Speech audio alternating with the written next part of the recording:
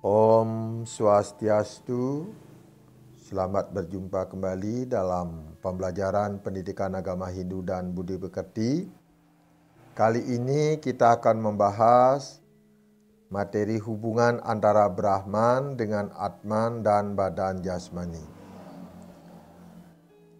Masalah Atman sebagai sumber hidup memang selalu menjadi bahan perbincangan bagi para tokoh spiritual. Jadi untuk menginginkan pengetahuan yang mendalam dan benar terkait dengan Atman. Ada beberapa pandangan atau filsafat yang menguraikan tentang Atman. Di antaranya pandangan Advaita Vedanta, Visista Dvaita Vedanta, dan Dvaita Vedanta. Menurut pandangan Advaita Vedanta, Atma dinyatakan mempunyai sifat yang sama dengan Brahman.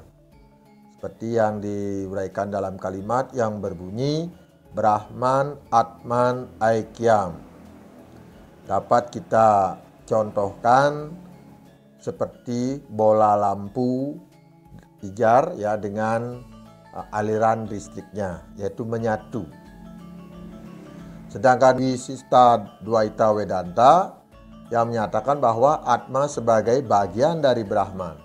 Ini dapat diibaratkan bagikan buah delima, di mana buah delima itu adalah Brahman, sedangkan biji-bijinya itu adalah Atma. Kemudian masalah pandangan Dvaita Vedanta itu menyatakan Atma itu jumlahnya sangatlah banyak. Mana Atman yang satu berbeda dengan Atman yang lainnya. Nah, untuk pandangan filsafat tentang Atman itu, untuk lebih jelasnya kita akan uraikan satu persatu. Yang pertama adalah Advaita Vedanta. Advaita Vedanta memahami bahwa Atman sebagai Brahman seutuhnya, sehingga Atman mempunyai sifat yang sama dengan Brahman. Sifat-sifat itu adalah sama-sama berada di mana-mana tanpa terikat ruang dan waktu. Maha mengetahui, tidak berbuat dan tidak menikmati. Atma yang meresapi seluruh makhluk hidup pada dasarnya memiliki sifat yang sama dengan Brahman. Namun Atma dalam diri manusia terkesan tidak memiliki sifat yang sama dengan Brahman karena terpengaruh oleh avidya atau kebodohan. Nah, itu yang diuraikan di dalam filsafat Advaita Vedanta. Sedangkan Visista Dvaita Vedanta memahami bahwa Atma sebagai bagian dari Brahman. Ibarat sebiji buah delima merupakan Brahman, sedangkan biji-bijinya merupakan Atman. Atman yang menghidupi manusia disebut jiwa Atman. Jiwa Atman yang terdapat dalam diri benar-benar terlihat bersifat pribadi dan berbeda dengan Brahman. Sesungguhnya jiwa Atman muncul dari Brahman dan tidak pernah di luar Brahman. Tetapi sekalipun demikian, ia menikmati keberadaan pribadi dan akan tetap merupakan sesuatu kepribadian selamanya. Jadi berbeda-beda antara jiwa yang satu dengan jiwa yang lainnya. Namun tetap merupakan bagian dari Brahman. Itu yang diuraikan di dalam pandangan filsafat Visista Dvaita Vedanta. Sedangkan di dalam Dvaita Vedanta memahami bahwa Atma itu berjumlah sangatlah banyak. Atman yang satu berbeda dengan Atman yang lain. Setiap Atman memiliki pengalaman, cacat, dan sangsaranya sendiri. Atman itu kekal dan penuh kebahagiaan. karena adanya hubungan dengan benda. Atman itu mengalami penderitaan dan kelahiran yang berulang-ulang. Selama Atman terbelenggu sifat keduniawian, Atma akan tersesat dalam samsara, mengembara dari satu kelahiran ke kelahiran yang lainnya. Itu yang diuraikan di dalam pandangan filsafat Dwaita Vedanta.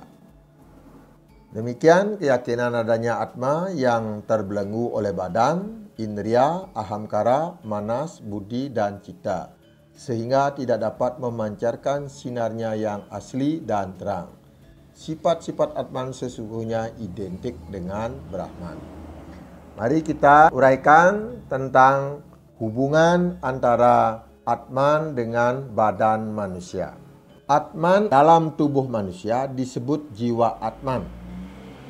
Atman dengan badan manusia ibaratkan bagaikan kusir dengan kereta.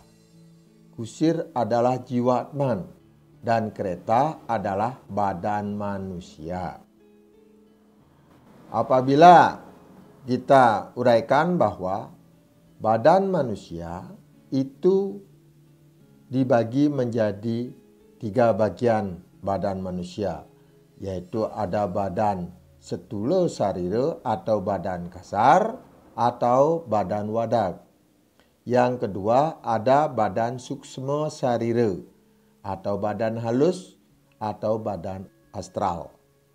Yang terakhir adalah badan antahkarana sarira.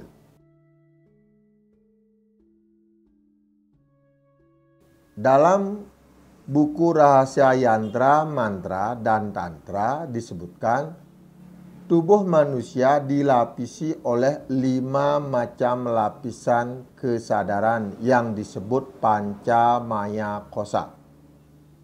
Adapun kelima macam lapisan kesadaran tersebut adalah anamaya kosa, yaitu lapisan yang terbentuk dari sari-sari makanan.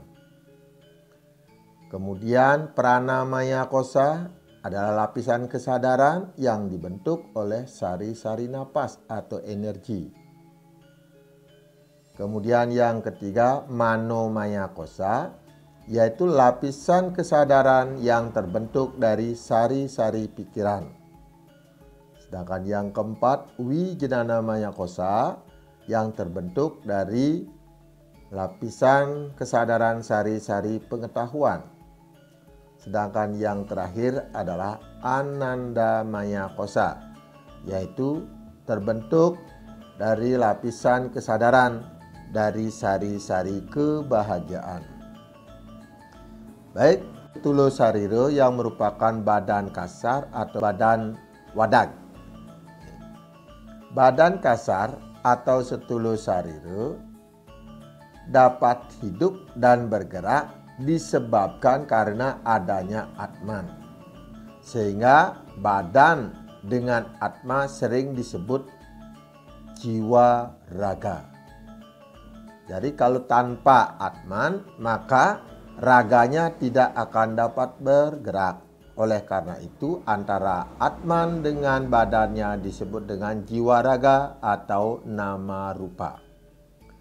Apabila Atman meninggalkan badan kasar, setula sarira, maka akan terjadilah kematian, di mana yang mati bukanlah jiwa Atmanya atau namanya, melainkan yang mati itu raganya atau rupanya. Karena sifat daripada jiwa Atman itu adalah kekal abadi dan tidak berubah.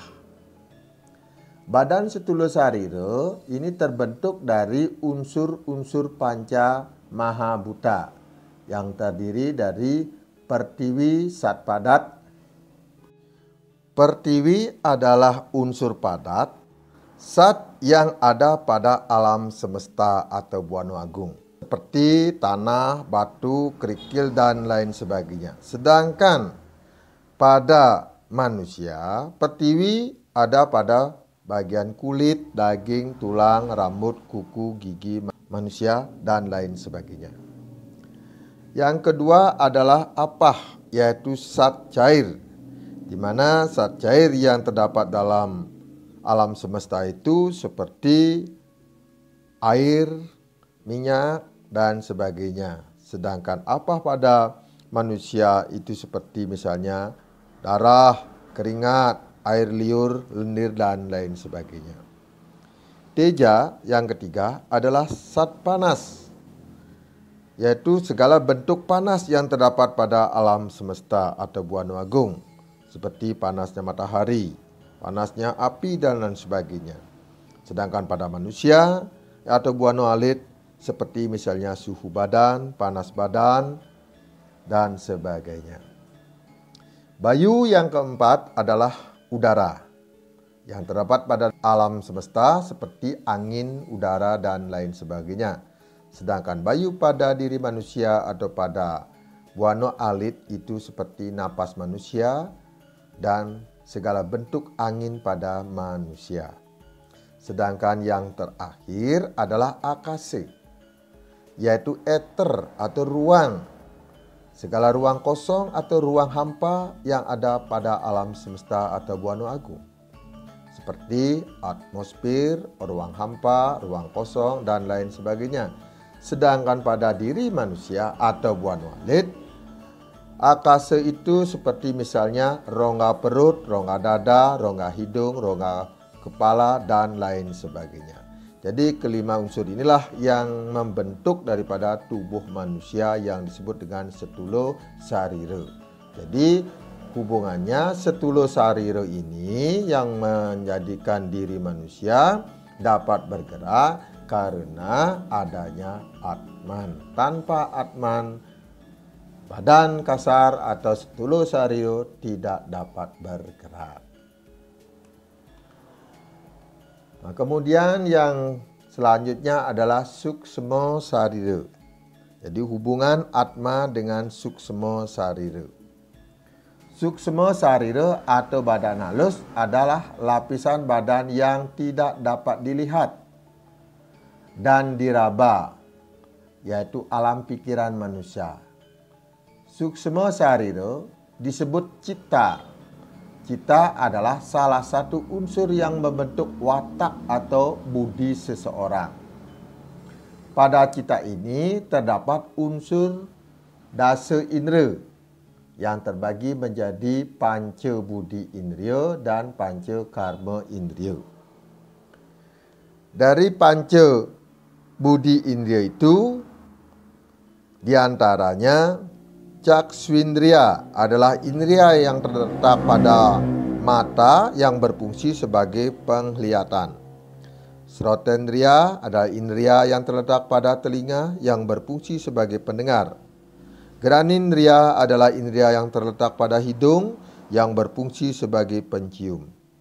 Twakindriya yang merupakan sensor sentuhan yang terletak pada kulit. Dan Jihwindriya, indria pengecap yang terdapat pada lidah. Sedangkan panca karma indria itu adalah 5 jenis sensorik yang menggerakkan tubuh, terdiri atas 5 macam indria. Di antaranya panindria adalah sensorik penggerak yang ada pada bagian tangan berfungsi untuk mengambil sesuatu. Pada indria adalah sensorik penggerak pada kaki yang berfungsi untuk berjalan. Garbe indria adalah sensorik penggerak pada perut berfungsi untuk mencerna. Keempat yaitu upastendriya atau dalam indria pria, sedangkan baga indria adalah indria pada wanita adalah sensor pada alat vital yang berfungsi untuk mengeluarkan urin. Indra yang kelima adalah pajwindriya, yaitu indria yang ada pada dubur. Dan terakhir bagian dari badan manusia yaitu antahkarana sarira. Yaitu antahkarana sarira adalah lapisan badan yang paling halus, yaitu Atman. Antakarna Sarira disebut juga sebagai badan penyebab. Atman inilah yang menjiwai manusia sehingga bisa hidup dan beraktivitas. Demikian hubungan antara Brahman, Atman, dan badan jasmani manusia. Akhiri dengan Paramo Santi. Om Santi, Santi, Santi, Om.